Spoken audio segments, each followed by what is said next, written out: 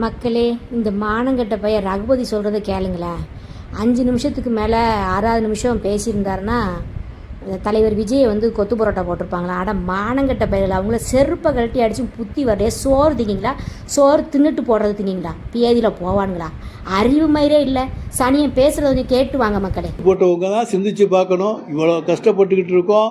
இன்னும் விலைவாசிகள்லாம் என்ன அளவுக்கு ஏறிக்கிட்டு இருக்குன்னு தெரியும். அரிசி 10 ரூபா விலை ஏறிடுச்சுன்னு இப்போ சொல்கிறாங்க. இன்னும் எத்தனை ரூபாய் ஏறப்போகுதுன்னு தெரியாது. அதுக்கு யார் மேலே பள்ளி போட போகிறாங்கன்னு தெரியாது. போன வருஷம் தண்ணி வரல, அல்லது போன வருஷத்துக்கோ இல்லை அதுக்கு முந்தின வருஷத்துக்கோ காரணம் அப்படின்லாம் சொல்லி திமுக மேலே வேணால் பழி போடுவாரே தவிர உத்தமர் விஜய் வேறு யார் விலையும் போட மாட்டார். Mister bro Vijay CM sir, கொஞ்சம் கண்ணை முழிச்சு பாருங்கள். நாங்கள் உங்களை சொன்னது கொளத்தூரில் ஒன்று சொன்னீங்க. கொளத்தூரிலே நான் 5 நிமிடம் பேசியதுனாலேயே மக்கள் கொத்து புரோட்டா போட்டார்கள் என்று சொன்னீர்களே. நீங்கள் 10 நிமிஷம் போட்டிருந்தா உங்களை போட்டிருப்பாங்க. ஏன்னா உங்களுக்கு பேச தெரியாது. எழுதி கொடுத்தது 5 நிமிஷம். அந்த 5 நிமிஷம் வசனத்தை டயலாக்கை பேசிட்டு வந்தீங்க. 6வது நிமிஷம் தனியாக பேசியிருந்தீங்கன்னா உங்கள் நாற்றம் அங்கே தெரிஞ்சிருக்கும். உடனடியாக அங்கே இருக்கவங்க போகிற இவருக்காக ஓட்டு போடுறதுன்னு ஓடி போயிருப்பான்.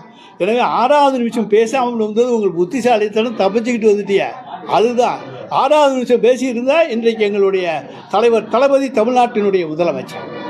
அதனால் நீங்கள் 6வது நிமிஷம் பேசாமல் வந்ததுனால நீங்கள் தான் தப்பிச்சிங்களே தவிர எங்களை மக்கள் கொத்து புரோட்டா போட்டாங்கலாம் சொல்லாதீங்க. ஆட்சியிலே ஒரே சட்டமன்ற உறுப்பினராக தலைவர் கலைஞர் இருந்து அதற்கு பிறகு நாங்கள் ஆட்சிக்கு வந்தவர்கள். அதே போல் 76 ஆட்சியை விட்டு 13 ஆண்டு காலம் கழித்து மீண்டும் ஆட்சிக்கு வந்தவர்கள். எந்த சோதனையும் தாங்கக்கூடியவர்கள். மிசாவை சந்தித்தவர்கள். சிறைச்சாலையில் சிட்டிபாபு நம்முடைய தலைவர் தளபதி எங்களுடைய மு.க. ஸ்டாலின் அவர்களை காப்பாற்றுவதற்காக தன் உயிரை கொடுத்த நிகழ்ச்சிகள் நடந்த சம்பவம் இன்றைக்கு திராவிட முன்னேற்ற கழகத்துடைய வரலாறு. இந்த வரலாறெல்லாம் உங்களுக்கு தெரியாது. தியாகங்கள் உங்களுக்கு தெரியாது. சிறையிலே இருந்தாலும் கஷ்டப்பட்டு இருக்கக்கூடிய தொண்டர்களை கொண்டிருக்கிற இயக்கம் திமுக என்பதும் உங்களுக்கு தெரியாது. எனவே இதையெல்லாம் புரிந்து கொள்ளுங்கள். 13 ஆண்டு காலம் பொறுத்திருந்த எங்களாலே ஓராண்டு 2 ஆண்டு காலம் பொறுத்திருக்க முடியும்.